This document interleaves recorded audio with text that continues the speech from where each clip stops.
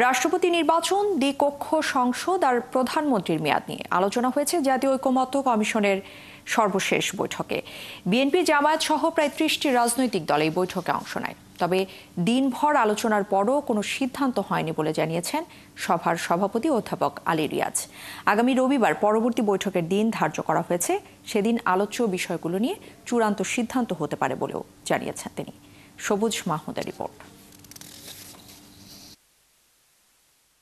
রাষ্ট্রপতির নির্বাচন পদ্ধতির পরিবর্তন, দ্বিকক্ষ বিশিষ্ট সংসদ এবং প্রধানমন্ত্রীর মেয়াদ নির্ধারণ, এই তিনটি বড় ইস্যু নিয়ে আলোচনা হয় জাতীয় ঐকমত্য কমিশনের সবশেষ বৈঠকে। সভা শেষে সহসভাপতি অধ্যাপক আলী রিয়াজ জানান, কোনো বিষয়ে এখনও চূড়ান্ত সিদ্ধান্ত হয়নি। তবে রাষ্ট্রপতি নির্বাচনের বর্তমান পদ্ধতি বাতিলের বিষয়ে রাজনৈতিক দলগুলোর মধ্যে ঐকমত্য রয়েছে। যেমন আজকে আমরা এটা এক জায়গায় এসেছি যে রাষ্ট্রপতি নির্বাচনের যে পদ্ধতি আছে সেই পদ্ধতি পরিবর্তন করা প্রয়োজন।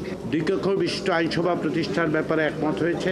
আবারও বলি, অধিকাংশ দল। এর অর্থ এই নয় যে আমরা এই মুহূর্তে এটাকে ঐকমত্য বলে বলবো, কারণ হচ্ছে কিছু কিছু আলোচনার সংশ্লিষ্ট বিষয় আছে, এগুলির সাথে সংশ্লিষ্ট বিষয়গুলো নিষ্পত্তি না করে এগুলিকে ঐকমত্য দাবি করলে সেটা অতিরঞ্জন হবে।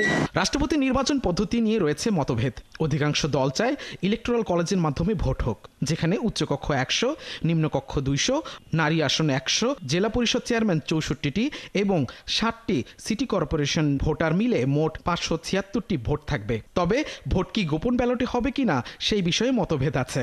ইলেকটোরাল কলেজের সবাই সংসদ সদস্যগণ, বুদ্ধা হাউসের, তারা যদি গোপন ব্যালটের মাধ্যমে রাষ্ট্রপতি নির্বাচন করেন, সেখানে স্বচ্ছতা, নিরপেক্ষতা সবকিছু বজায় হবে বলে আমরা মনে করি। তবে সেটা সিদ্ধান্তের বিষয়।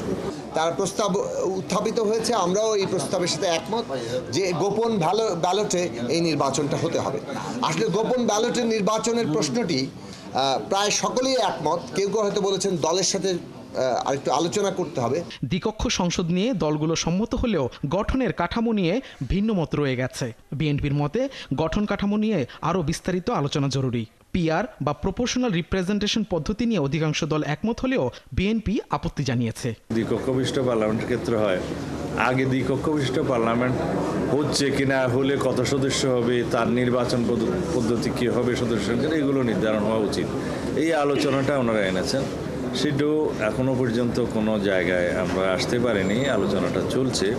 প্রধানমন্ত্রীর মেয়াদ নিয়েও আলোচনা হয়েছে বৈঠকে। অধিকাংশ দলই মত দিয়েছেন ২ মেয়াদের বেশি নয়। প্রধানমন্ত্রীর মেয়াদের ব্যাপারে সেখানেও অনেকটাই মেজরিটি অর্গানাইজেশনগুলো আমরা একমত হয়েছি যে কোনো প্রধানমন্ত্রী ২ মেয়াদের বেশি প্রধানমন্ত্রী হিসেবে দায়িত্ব পালন করতে পারবেন না।